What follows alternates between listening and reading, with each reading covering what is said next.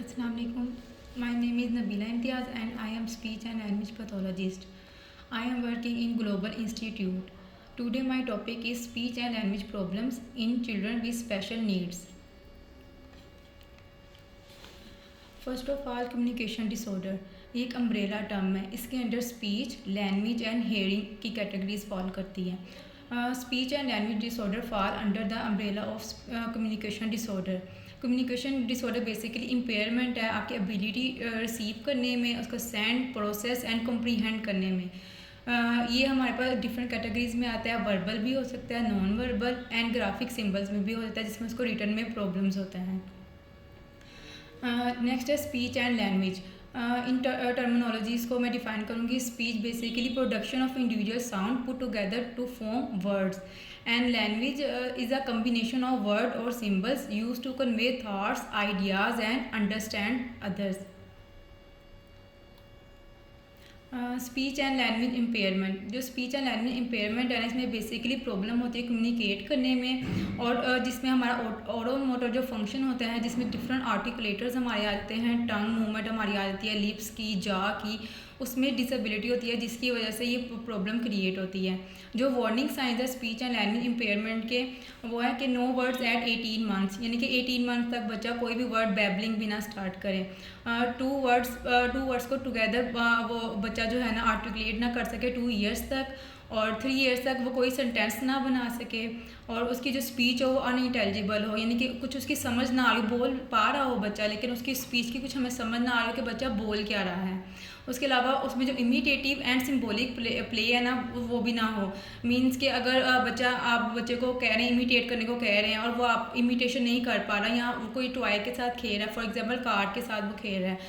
Sometime जो typical developing children होते हैं वो कार्ड के साथ खेलते खेलते फॉर एग्जांपल ऐसे उसको मतलब कि फ़ोन बना लेंगे और हेलो मतलब कि करेंगे, यानी कि उसको सिम्बोलाइज करेंगे.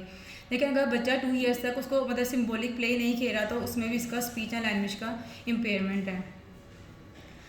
नेक्स्ट है जो स्पीच एंड लैंग्वेज इम्पेयरमेंट है ना, वो अनइंटेलिजिबल होती है, अनप्लेजेंट और इंटरफेयर विद कम्युनिकेशन. यानी कि जब आपकी स्पीच जो है वो अनइंटेलिजिबल होगी तो नेक्स्ट पर्सन को समझ नहीं आ रही होगी कि आप क्या कहना चाह रहे हो, क्या आप कम्युनिकेट करना चाह रहे हो. इसकी जो फॉर्म्स हैं वो 3 है जो स्पीच इम्पेयरमेंट में आती हैं. वो है आर्टिकुलेशन, वॉइस एंड फ्लुएंसी. जो मेनली आर्टिकुलेशन है ना, वो है production of speech sound through articulator. For example जैसे पा, ब, फ, श, इस तरह की जो साउंड्स है, जब इनको आर्टिकुलेट करने में प्रॉब्लम आएगा तो वो आर्टिकुलेशन के प्रॉब्लम में आएगा. नेक्स्ट है वॉइस. वॉइस रेफर करती है voice quality, pitch, loudness, resonance and duration को. जब किसी पर्सन को स्पीच इम्पेयरमेंट होता है तो उसमें उसकी वॉइस जो है ना वो बहुत ज़्यादा लाउडर होगी या सॉफ्ट होगी, या जो उसकी पिच है वो बहुत अजीबोगरीब उसकी जो वॉइस की पिच है कि उतार चढ़ाव उसका इस तरह से होगा कि मतलब कि नेक्स्ट पर्सन को उसके जो वॉइस की ना वो समझ नहीं आएगी. एंड थर्ड वन है fluency. Fluency smoothness of the speech production, ये कितने फ्लो से जो है नेक्स्ट पर्सन वो बात कर रहा है. जब इसमें स्पीच इम्पेयरमेंट होगी तो इसमें वो एक वर्ड को रिपीट करेगा, उसको प्रोड्यूस करने में उसको हेजिटेट मतलब कि होगा feel.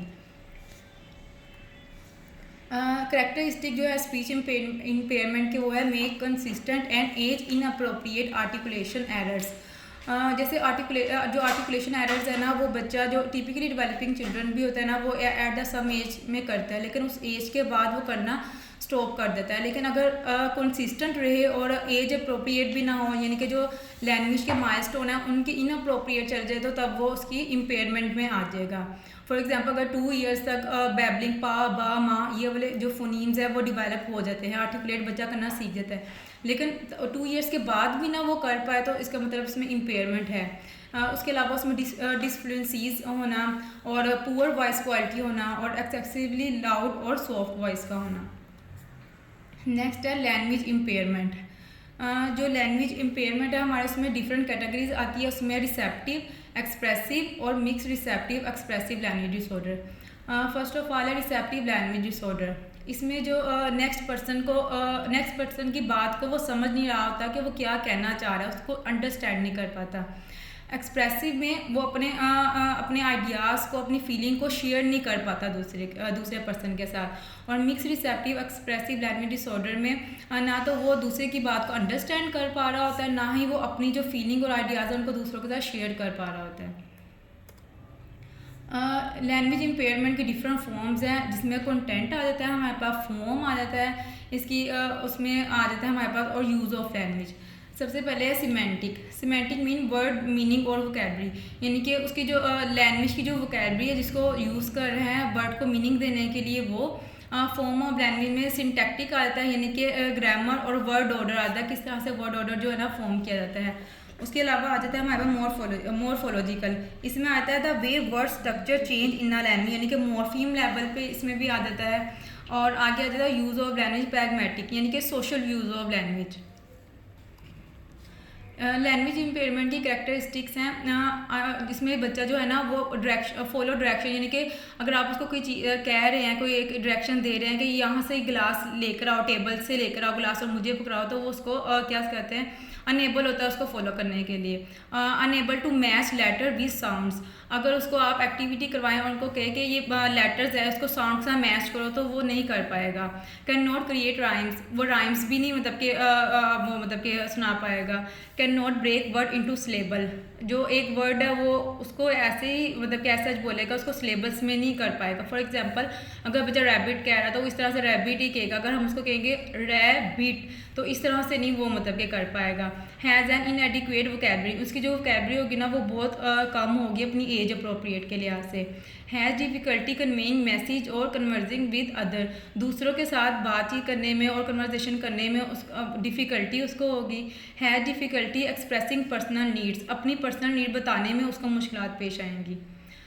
Basically causes of speech and language impairments, जो एग्जैक्ट उसका कॉज है वो तो अभी तक अननोन है, लेकिन बहुत से कंट्रीब्यूटिंग फैक्टर्स और डेवलपमेंटल डिलेज हैं जो कि स्पीच एंड लैंग्वेज डिसऑर्डर्स के वजह बनते हैं। इनमें से जो कुछ हैं वो हैं हेयरिंग लॉस की वजह से भी स्पीच एंड लैंग्वेज इम्पेयरमेंट आती हैं। न्यूरोलॉजिकल डिसऑर्डर्स जिसमें अप्रैक्सी आता है, सेरिब्रल पाल्सी आता है, डिसार्थरी आ जाता है, और स्ट्रोक भी आता है, स्ट्रोक की वजह से भी स्पीच एंड लैंग्वेज इम्पेयरमेंट हो जाती है। न्यूरो डेवलपमेंटल डिसऑर्डर जैसे ऑटिज्म स्पेक्ट्रम डिसऑर्डर आ जाता है, इसमें स्पीच एंड लैंग्वेज, इसकी वजह से भी स्पीच एंड लैंग्वेज की इम्पेयरमेंट होती है। डिफरेंट जो ब्रेन इंजरीज हो जाती है उनकी वजह से भी होती है। इंटेलेक्चुअल डिसेबिलिटीज़ की वजह से भी स्पीच एंड लैंग्वेज इम्पेयरमेंट हो जाती है, जैसे कि डाउन सिंड्रोम में। फिजिकल इम्पेयरमेंट अगर होती है जैसे कि क्लेफ्ट लिप एंड पैलेट की वजह से भी बच्चा ठीक तरह से बोल नहीं पा रहा होता, क्योंकि उसकी लिप और जो पैलेट होता है हार्ड एंड सॉफ्ट पैलेट उस तरह से वो उसके वर्क नहीं कर पा रहा होता। और वोकल अब्यूज़ और मिस यूज़, इसकी वजह से डिफरेंट वॉइस के जो डिसऑर्डर्स हैं ना वो आते हैं। आगे क्लासिफिकेशन है स्पीच एंड लैंग्वेज डिसऑर्डर की। फर्स्ट ऑफ ऑल है स्पीच डिसऑर्डर्स की। इसमें हमारे पास आता है फ्लुएंसी, जिसमें स्टटरिंग आ जाता है और क्लटरिंग भी इसमें आ जाता है। फिर अब वॉइस एंड रेजोनेंस की डिसऑर्डर आ जाता है, इसमें हॉर्सनेस ऑफ वॉइस आता है और हाइपर एंड हाइपोनेजल वॉइस आ जाता है, यानी कि आवाज़ जो है यहाँ पे नाक से बच्चा बोलेगा या उसकी आवाज़ बहुत भारी भारी मतलब कि आवाज़ महसूस होगी इस तरह से। और जो मोटर स्पीच साउंड डिसऑर्डर्स है उसमें हमारे पास आता है आर्टिकुलेशन डिसऑर्डर आ जाते हैं, डिसॉर्थरी आ जाता है और चाइल्डहुड अप्रैक्सिया ऑफ स्पीच आ जाता है। आर्टिकुलेशन ऑर्डर में डिसऑर्डर में बच्चे को आर्टिकुलेट करने में प्रॉब्लम होती है, यानी कि एक वो फनीम को पा को और बा को आर्टिकुलेट भी नहीं कर पा रहा था, उसको नहीं पता होता कि किस तरह से उसका बोलना है। डिसार्थरिया में ये मोटर स्पीच डिसऑर्डर है और इसमें उसको एग्जीक्यूशन करने में प्रॉब्लम होती है। और अप्रैक्सिया ऑफ स्पीच में उसको प्लान करने में प्रॉब्लम होती है, बच्चा उस चीज़ को प्लान नहीं कर पा रहा होता। जो लैंग्वेज डिसऑर्डर है वो receptive language disorder and expressive language disorder. इसके आगे से जो कैटेगरीज है वो फोनोलॉजी है। फोनोलॉजी है basically the sound system of language होता है। इसमें प्रॉब्लम आ जाए तो लैंग्वेज डिसऑर्डर में वो फॉल करता है। लेक्सिकन है, इसमें लिमिटेड वोकैबुलरी होती है बच्चे के पास। सिंटैक्स है, यानी कि वो सेंटेंस फॉर्मेशन में नहीं आता, जिसकी वजह से वो ग्रामेटिज्म इसमें आ जाता है। सिमेंटिक है, जिसकी वजह से सिमेंटिक में the meaning of the word in language होता है। बच्चा उस लैंग्वेज को जो कर रहा होता है यूज़, उसका उसमें मीनिंग नहीं मतलब दे पाता, उसमें उसको प्रॉब्लम होती है, वो सिमेंटिक डिसऑर्डर आता है। और फिर है प्रैग्मेटिक डिसऑर्डर, यानी कि उसको सोशल यूज़ ऑफ लैंग्वेज नहीं बच्चे को उसमें पता होता। नेक्स्ट है जो स्पीच साउंड डिसऑर्डर्स के आगे से मेन जो कैटेगरीज है वो बताई हैं कि फंक्शनल एंड ऑर्गेनिक है। फंक्शनल में उसकी कोई नाउन रीज़न नहीं होती, यानी कि कोई रीज़न नहीं इसकी फाइंड आउट अभी तक हुई है। उसमें आता है हमारे पास आर्टिकुलेशन और फोनोलॉजी आ जाता है। जो ऑर्गेनिक है वो मोटर या न्यूरोलॉजिकल कॉज की वजह से भी हो सकता है, स्ट्रक्चरल की वजह से भी होता है और सेंसरी और परसेप्चुअल कॉज की वजह से भी हो सकता है। जो मोटर एंड न्यूरोलॉजिकल कॉज की वजह से होगा वो डिसार्ट्रिया होगा जो कि एग्जीक्यूशन में प्रॉब्लम होगा, और अप्रैक्सिया होगा जिसमें प्लान करने में प्रॉब्लम होगा। स्ट्रक्चर में हमारे पास आ जाता है cleft palate and lip palate आ जाता है। उसके अलावा स्ट्रक्चर डेफिसिट्स आ जाते हैं डिफरेंट ट्रोमा और सर्जरी की वजह से, और सेंसरी एंड परसेप्शन में हियरिंग इम्पेयरमेंट आ जाता है जिसकी वजह से प्रॉब्लम होती है। स्पीच एंड लैंग्वेज थेरेपी, जितने भी स्पीच एंड लैंग्वेज के जो प्रॉब्लम्स हैं, इम्पेयरमेंट है, उसको हम ठीक कर सकते हैं।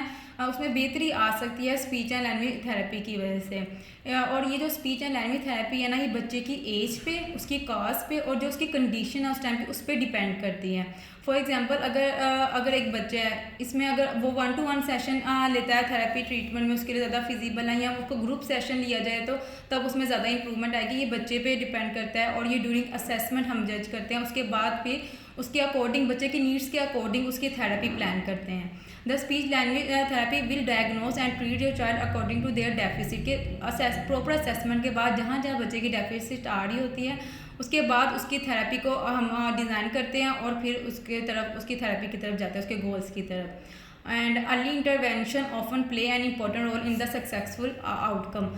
जो अर्ली इंटरवेंशंस हैं वो बहुत इंपॉर्टेंट होती है एक बच्चे की सक्सेसफुल आउटकम के लिए, कि जितनी जल्दी इंटरवेंशंस की तरफ जाएंगे, जितनी जल्दी बच्चे को थेरेपी मिलना स्टार्ट होगी, उतनी उसकी स्पीच जो है ना फंक्शनल होगी। Thank you. होप सो कि आपको आज का जो है लेक्चर वो अच्छा लगा होगा और समझ आई होगी। अगर कोई आपको कन्फ्यूजन है या किसी भी कोई क्वेश्चन पूछना है तो आप पूछ सकते हैं कमेंट में। Thank you.